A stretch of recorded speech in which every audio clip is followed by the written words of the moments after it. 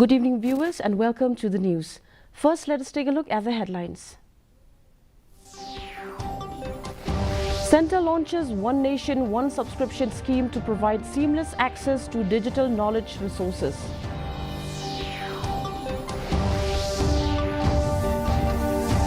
Over 30 adventurers celebrates 2025 with a midnight dip at Crinoline swimming pool.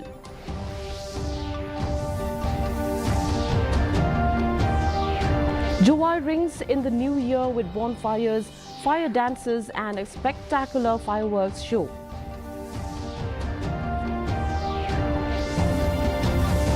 And Lightcore SC clinch Women's Football League 2024 title with 2-0 win over PFR Academy.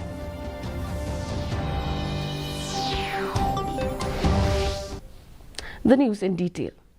The government has launched the One Nation, One Subscription scheme starting today. This initiative aims to provide seamless access to a wide range of digital knowledge resources, including research papers, journals, and academic content. Under a single subscription platform, the scheme is expected to benefit students, researchers, and institutions across the country by eliminating multiple subscription barriers and ensuring equitable access to knowledge. Over 1.8 crore students from government-funded higher education institutions, including universities and IITs, will have access to research papers published in top journals across the world. Over 30 adventurous individuals took the plunge into icy waters at midnight to welcome the new year at Crinoline swimming pool. This daring feat was part of the 27th Midnight Bath event organized by the Forever Young Club. The event, a 27-year tradition, aims to promote positivity by encouraging people to face their fears and overcome challenges.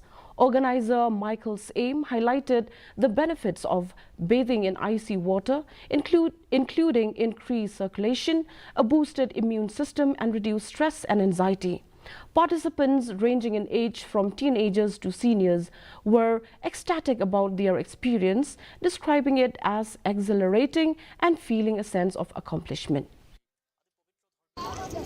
This midnight swim started 27 years back, and the objective of the swim is to encourage people to start to welcome the new year from the very first second in a very sober way, and praying to the Almighty to give us the strength to face the challenges of the new year. Because just dipping in this icy water also is a challenge. Basically, it's a mind game. Once you set your mind to do it, you can do it. The year 2024 came to a close with a lively celebration in the town of Juwai, witnessed by residents from various localities. As the evening unfolded, the different neighborhoods in Juwai buzzed with excitement as they prepared for a bonfire to ring. People of all ages eagerly readied themselves for a night of enchanting fire dances, delightful music, and a vibrant display of fireworks. Last night, various localities came together to dance and bid farewell to 2024, while eagerly anticipating the arrival of the new year 2025. What makes Juwai town stand out is its unique and significant way of welcoming the new year. Senior citizen R. Lamare shares. Bengi ju pendon kami ketin kut snem new year. Bengi bam do ro ngi bam do kut snem. Ndai bengi bam do new year. Wat kata kadai na do gi porim. Te jing sha long ba ka ni ka kut snem ka long ka ba don kam ba namar ba hangi ong ba tang ha juai ba Kidonia gani ka kentin kut snem term pi da ka pareng ya kan ne lai pheu wei kam dai ka kut snem ka dai ka New Year's Eve but ka ne ka snem thamai what. To ensure a safe and peaceful celebration of New Year's Eve, the Meghalaya police, along with the traffic police, set up various checkpoints in and around Shillong city. The checkpoints located at strategic points such as the DC office, Railbong, Polo and others were manned by police personnel who checked drivers for alcohol consumption and ensured that two-wheeler riders wore helmets. In addition to the checkpoints, the police department also deployed heavy security in sensitive areas and public gathering spots such as Police Bazaar, Layamkra and others. The measures were taken to prevent any untoward incidents and to ensure that revelers could celebrate the start of the new year in a safe and peaceful manner. Based on credible intelligence, a team from Ribhoi District Executive Force or the DEF conducted a successful operation at 15th Mile GS Road leading to the recovery of 254.16 grams of suspected heroin. The drugs were found in the possession of Ikramul Hussain, who was travelling with two other suspects, Nihar Begum and Monjuara Begum. In addition to the narcotics, authorities seized rupees 58,380 in cash and 4 mobile handsets during the operation. All 3 individuals have been arrested and a case has been registered. Further investigations are underway to determine the extent of their involvement in illegal drug trafficking. In a substantial boost to its medical device sector and biomedical research capabilities, the Northeastern Hill University, Shillong, has received a central government grant of rupees 16.5 crore. This funding is part of the government's broader initiative to strengthen India's medical device industry, reducing reliance on imports and fostering global competitiveness. The grant will be utilized to launch new academic programs, including a Master of Technology (MTech) program in medical devices and a diploma in medical device manufacturing and quality. These programs aim to address the growing demand for skilled professionals in the medical device sector. Arina Nyota, a prominent woman from Shela, has announced her decision to contest the upcoming MDC election for the Khasi Hills Autonomous District Council from the Shela MDC constituency. In a statement to the media, Arina revealed that her decision to run followed discussions with her supporters over the past few days. She also confirmed that she would be standing as an independent candidate. Arina assured the people of her constituency that, if elected, she would prioritize their welfare and address the challenges women face in today's society.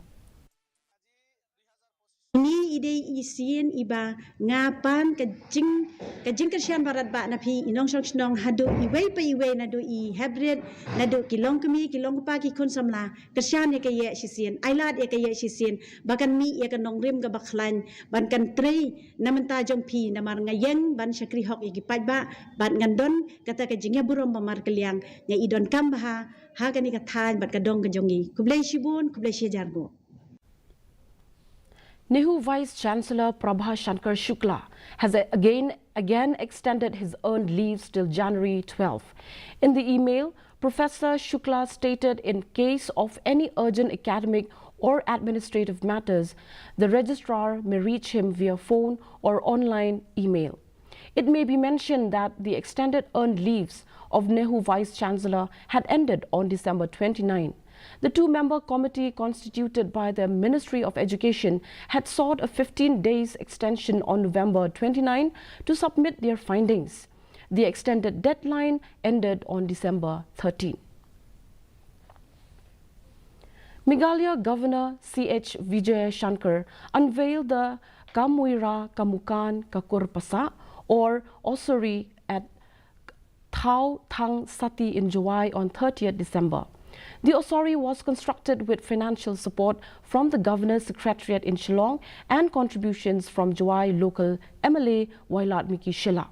This site holds great significance for the clan as it served as a repository for the remains of their deceased ancestors since the earliest generations of the past.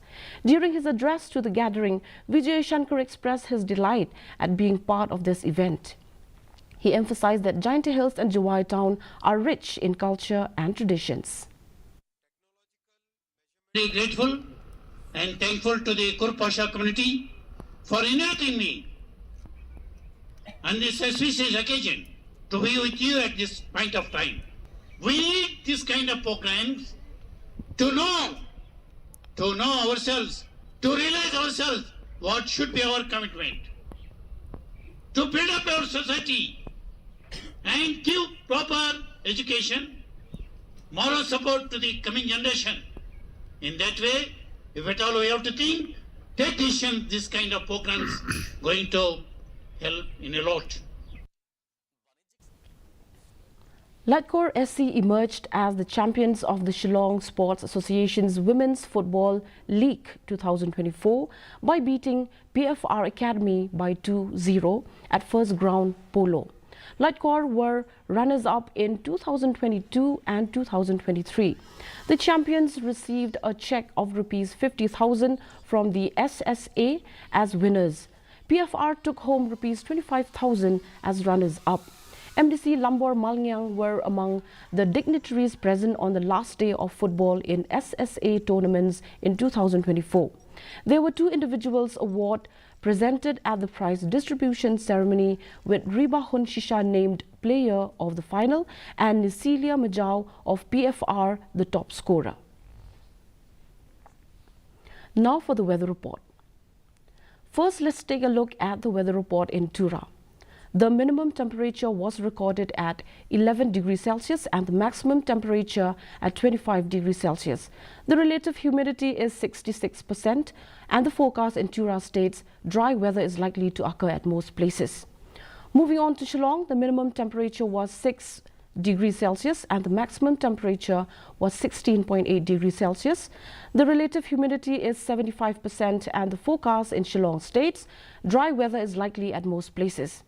Meanwhile, in July, the minimum temperature was 7 degrees Celsius and the maximum temperature was 18 degrees Celsius.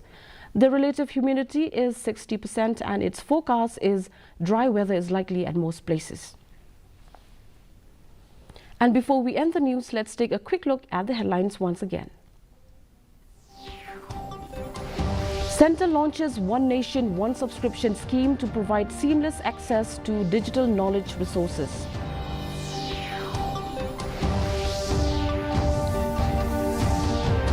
Over 30 adventurers celebrates 2025 with a midnight dip at Crinoline swimming pool.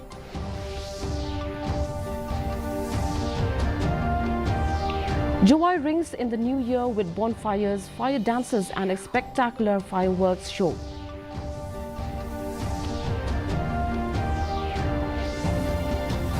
And Latcor SC clinch Women's Football League 2024 title with 2-0 win over PFR Academy.